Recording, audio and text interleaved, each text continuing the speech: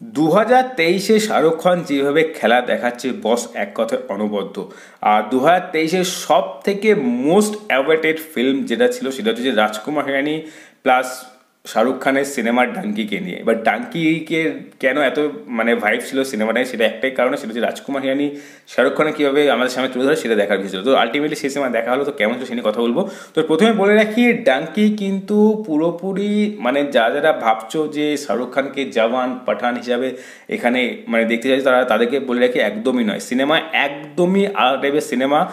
আর মানে ওইগুলোর সঙ্গে দূর দূরান্তে কোনো রকম কানেকশন নেই। ডাঙ্কি কিভাবে হয়, এই ডাঙ্কি কী জিনিস সেটা যেমন এখানে বোঝানো হয়েছে, পাশাপাশি এখানে বোঝানো হয়েছে যে সামান্য ব্যাপারে আজকালকার দিনে প্রত্যেকটা ছেলে বা মেয়ে বা তাদের বাবা মাকে বা কাছের লোককে ছেড়ে বাইরে কাজে যায় এবং সেখান থেকে ফিরে আসে। তো কোনো না কোনো জায়গায় এখানে সেটা দেখানো হয়েছে যে ফিরে মানে বাইরে গিয়ে কাজ করে তারা কী পাচ্ছ, মানে কাছের মানুষকে খুশি করার জন্য বাইরে যাচ্ছ, বাইরে থেকে ফিরে এসে যখন দেখছো যে কেউ নেই বা কেউ মারা যাচ্ছে, সেখানে তুমি কী পাচ্ছ আর কাছের মানুষের কাছে থাকলে কী কী পাও, সেই ধরনের একটা অ্যাটমসফিয়ার তৈরি করা হয়েছে এবং সেই ধরনের একটা মেসেজ দেওয়া হয়েছে এই সিনেমার মাধ্যমে। বাকি ওভারঅল একটা কথাই বলবো যে রাজকুমার হিরানি যে টাচগুলো ছিল আগের সিনেমাতে, সেই টাচটা হয়তো এখানে সেভাবে পাওয়া যায়নি, বাট মেসেজ হিসেবে সিনেমাটা বেশ ভালো লেগেছে। আর সত্যতা বলতে ফার্স্ট হাফ পুরোপুরি কমেডি বলবো না, ইমোশনও রয়েছে, বাট সেকেন্ড হাফ পুরোপুরি ইমোশনে ভর্তি।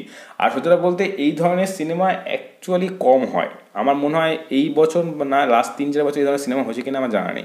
বাট সিনেমা সেই পারপাসে দেখতে হলে ফুললি ফ্যামিলি নিয়ে দেখতে যাও, মজা আসবে দেখে। ইমোশন, গান, এবার সত্যতা বলতে গানগুলো কিন্তু সেভাবে ওয়ার্ক করেনি যখন গানগুলো বেরিয়েছিল ইউটিউবে বা পার্সোনালি, কিন্তু যখন এই সিনেমা দেখবে যেভাবে গানগুলো ইউজ করা হয়েছে এক কথা অনবদ্য লাগবে কিন্তু।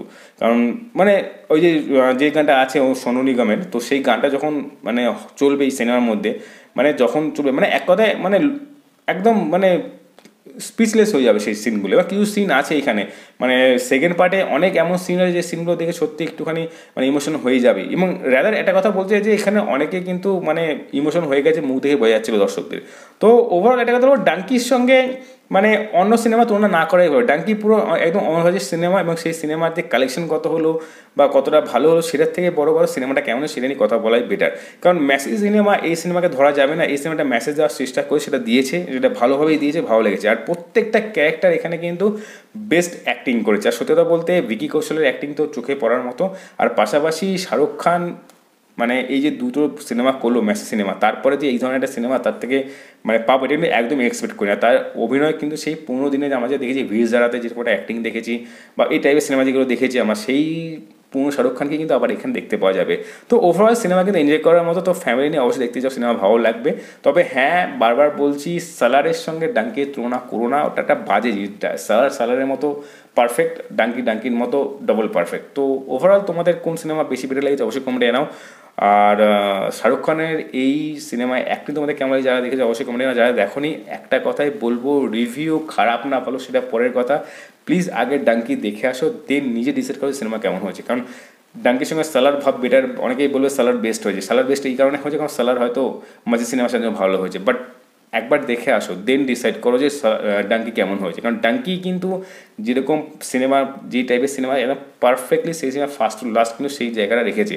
আর লং সিনেমা হলেও সিনেমা 240 মিনিটের সিনেমা কিন্তু সেই লংজিভিটি মনে হবে না, সিনেমার মধ্যে এত সুন্দর সিনগুলো রয়েছে আসলে ওয়ার্ক যেভাবে করেছে। তো ওভারঅল একটা কথাই বলবো, নেগেটিভ রিভিউ, নেগেটিভ কে কী বলছে জানার দরকার নেই, চুপচাপ গিয়ে সিনেমা দেখে আসো, দেন নিজে ডিসাইড করো সিনেমা কেমন লেগেছে কমেন্টে জানাও।